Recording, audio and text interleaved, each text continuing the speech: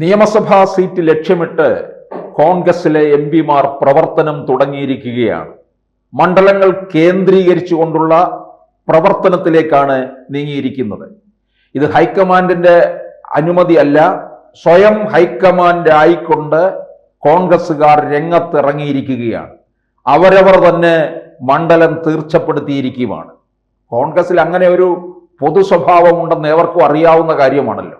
അതൊരു ഇപ്പോൾ CPM-നെ പോലെയോ അല്ലെങ്കിൽ BJP-യെ പോലെയോ ഒരു കേഡർ സ്വഭാവം അതിനില്ല. ആർക്ക് വേണമെങ്കിലും ഏത് മണ്ഡലം വേണമെങ്കിലും എടുക്കാം. ഇവിടെ ഈ കേരളത്തിൽ നിന്ന് പോയിരിക്കുന്ന കോൺഗ്രസ് എംപിമാര് ഇവർക്കറിയാം ദേശീയ തലത്തിൽ ഇനി ഒന്നും നേടാൻ പോകുന്നില്ല, കോൺഗ്രസ് അധികാരത്തിൽ വരാൻ പോകുന്നില്ല. രാഹുൽ ഗാന്ധി കോൺഗ്രസ് പാർട്ടിയെ പടവലങ്ങ പോലെ താഴേക്ക് കൊണ്ടുപോയിക്കൊണ്ടിരിക്കുകയാണ്. ആ സാഹചര്യത്തില് ഇനി കേന്ദ്രത്തിൽ തമ്പടിക്കേണ്ട, കേരള രാഷ്ട്രീയത്തിലേക്ക് ചേക്കേറാം എന്ന് തീർച്ചപ്പെടുത്തിയിരിക്കുകയാണ് മുതിർന്ന നേതാക്കൾ. UDF അധികാരത്തിൽ വരികയും അവരവർ തന്നെ ഈ മണ്ഡലങ്ങളിൽ നിന്ന് ജയിച്ചു വരികയും ചെയ്തു കഴിഞ്ഞാൽ ഈ മുതിർന്ന എംപിമാര് കേരളത്തിലെ മന്ത്രിമാരാകും എന്നും സ്വയം തീർച്ചപ്പെടുത്തിയിരിക്കുകയാണ്. വകുപ്പുകൾ പോലും അവർ മനസ്സിൽ കണ്ടിരിക്കുകയാണ്. ഇപ്പോൾ പ്രധാനമായിട്ട് ഈ കെ സുധാകരനെ പല തരത്തിൽ ഒതുക്കാൻ നോക്കി എന്നുള്ളത് നമുക്കറിയാം. KPCC അധ്യക്ഷ സ്ഥാനത്ത് നിന്ന് കണ്ണൂരിലേക്ക് വണ്ടി കയറ്റി വിട്ടു.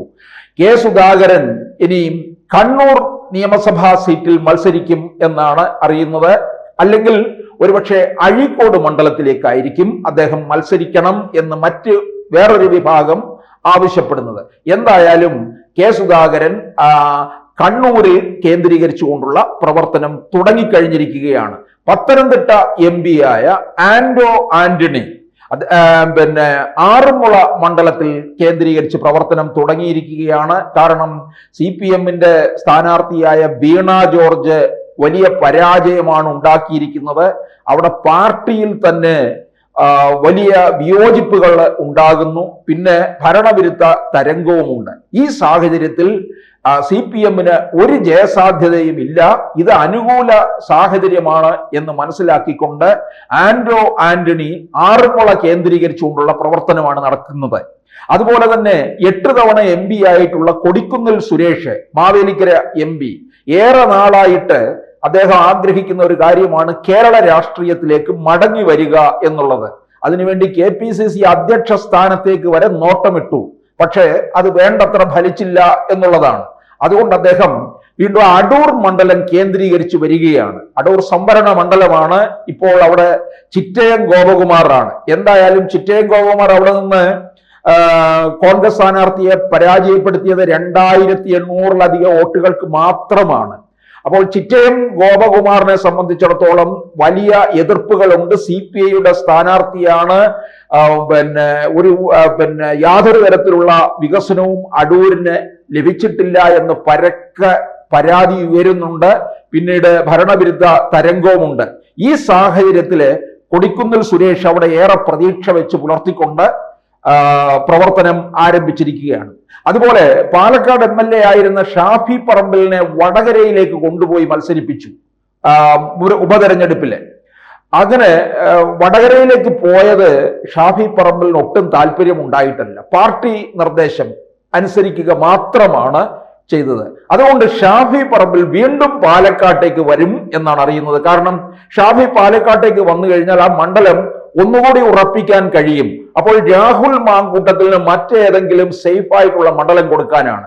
പത്തനംതിട്ട ജില്ല പറയുന്നുണ്ട്. പക്ഷെ പത്തനംതിട്ട ജില്ലക്കാരനാണെങ്കിലും പത്തനംതിട്ടയ്ക്ക് വേണ്ടി ഒന്നും ചെയ്യാത്ത ഒരു കോൺഗ്രസ് നേതാവ് മാത്രമാണ് ചാനൽ ചർച്ചയിൽ ഇരുന്ന് വളുവള വാചകം മാത്രം കസർത്ത് നടത്തുന്ന രാഹുൽ മാങ്കൂട്ടത്തിൽ പത്തനംതിട്ടയിൽ വന്നു കഴിഞ്ഞാൽ രാവിലെ 8 മണിക്ക് തന്നെ തോൽവി ഉറപ്പാക്കാം എന്നുള്ളതാണ്.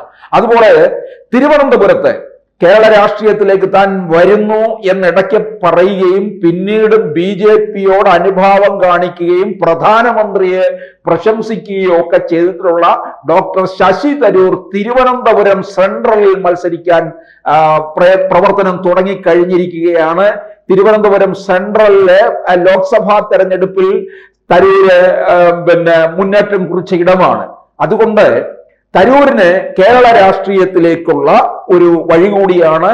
ഒരുപക്ഷെ കോൺഗ്രസ്സുകാർ ഏതെങ്കിലും തരത്തിൽ പാര വെച്ച് തകർക്കുമോ എന്നുള്ളതാണ് അറിയേണ്ടത്. പക്ഷേ തിരുവനന്തപുരം സെൻട്രൽ തരൂർ എടുക്കുമെന്ന് പറഞ്ഞാലും UDF ഘടകകക്ഷിയായ CMPയിലെ CP ജോണും അവിടെ പ്രവർത്തനം തുടങ്ങിയിട്ടുണ്ട്.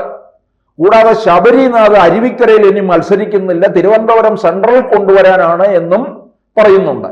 അപ്പോൾ ശബരിനാഥും തരൂരും CP ജോണും ആ മണ്ഡലത്തിന് ചുറ്റും വട്ടമിട്ട് പറക്കുകയും ചെയ്യുന്നുണ്ട്.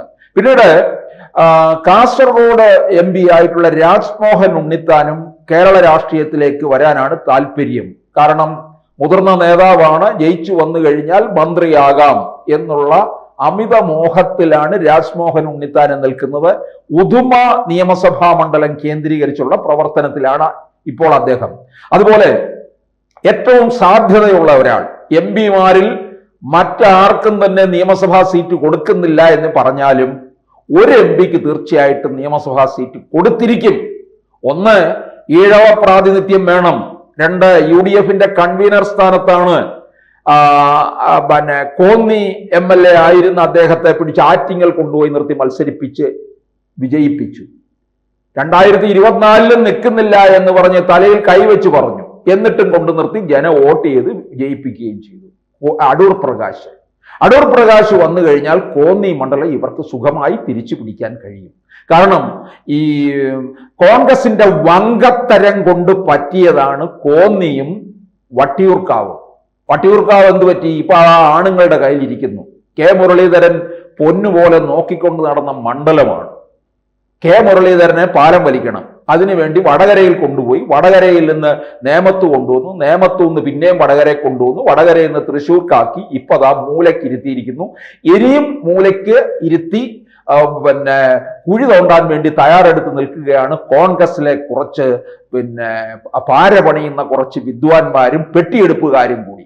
അതുകൊണ്ട് ഈ മുരളീധരൻ സേഫായിട്ടുള്ള മണ്ഡലം നോക്കുകയും ചെയ്യുന്നുണ്ട്. അതുപോലെ തന്നെ കേരളത്തിലെ MP-മാർ ഇങ്ങോട്ടേക്ക് നിയമസഭയിൽ മത്സരിക്കാൻ വരണ്ട, തയ്യാറെടുക്കണ്ട എന്ന് വരെ കഴിഞ്ഞ ദിവസം മുരളീധരൻ ഒരു വെടി പൊട്ടിക്കുകയും ചെയ്തു. അതും ഈ MP-മാർക്ക് അല്പം രോഷം കൊണ്ടിരിക്കുകയാണ്. അപ്പോൾ കോന്നിയിൽ നിന്ന് അടൂർ പ്രകാശിന് സുഖമായി ജയിച്ചു വരാൻ കഴിയും. അതുപോലെ കോന്നി മണ്ഡലം തിരിച്ചു പിടിക്കാനും സാധിക്കും. പിന്നെ കോൺഗ്രസ് ഹൈക്കമാൻഡ് കാണുന്ന ഒരു കാര്യം, ഇവർക്ക് ഹൈക്കമാൻഡിനും കേന്ദ്ര നേതൃത്വത്തിനും ഒക്കെ എവിടെങ്കിലും ഒരു ഭരണം കിട്ടുക എന്ന് മാത്രമേ ഉള്ളൂ. അല്ലാതെ ഇപ്പൊ യുവതലമുറയെ കൊണ്ടുവരണോ, കടൽക്കിഴവന്മാർ മത്സരിക്കണമോ എന്നൊന്നും അല്ല അവർക്ക് പ്രശ്നം. ജയസാധ്യത ഉറപ്പുള്ളവർ വരണം, വന്നു കഴിഞ്ഞ് എങ്ങനെയെങ്കിലും അധികാരത്തിൽ കയറണം. പ്രത്യേകിച്ച് BJP വലിയ നോട്ടമിട്ട് പ്രവർത്തിച്ചു കൊണ്ടിരിക്കുന്ന ഒരു സംസ്ഥാനമായി കേരളം മാറിയിരിക്കുകയാണ്. അപ്പോൾ ആ സാഹചര്യത്തില് ഈ MP-മാർ ഇറങ്ങിയാലും തെറ്റില്ല എന്നുള്ള രീതിയിലാണ് പോകുന്നത്. ഇതിൽ സംശയമായിട്ട് നിൽക്കുന്നത് തരൂരിന് സീറ്റ് കൊടുക്കുമോ ഇല്ലയോ എന്നുള്ള കാര്യമാണ്. കൂടുതൽ വാർത്തകളും വിശേഷങ്ങളും നിങ്ങളിലേക്ക് എത്താൻ ABC മലയാളം സബ്സ്ക്രൈബ് ചെയ്യുക, ബെൽ ബട്ടണും അമർത്തുക.